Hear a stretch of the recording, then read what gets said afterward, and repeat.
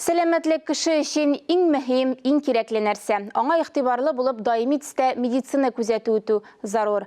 Бу хакта яңа ачылган сәламәтлек үзәгендә кат-кат искәртелде. Тулырак хәбәрчебез язмасында. Зур шәһәрләрдә югары технологияле заманча медицина үзәкләре шактый хәзер.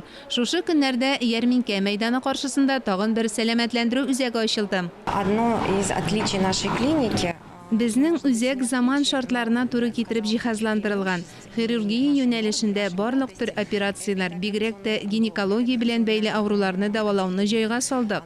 Без соңгы елларда халыкның аллергия, эндокринология, онкология, нефрология авырулары, остеохондроздан интегүен исәпкә алып, әлеге юнәлешләрдә республикада илдә билгеле табиблар белән эшләүне җайга салдык. Моның өчен кирәкле яңа медицина җиһазлары булдырылды, ди үзәк мөдире.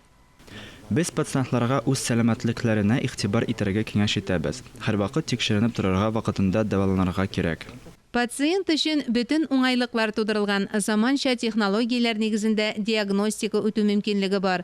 Хәзерге заманда безгә ике төрле нигъмәтнең кадерен белү аеруча мөһим. Берсе вакыт, икенчесе сәламәтлек. Мөршидә Җихан, Ирек Хәмидуллин, Татарстан яңалыклары.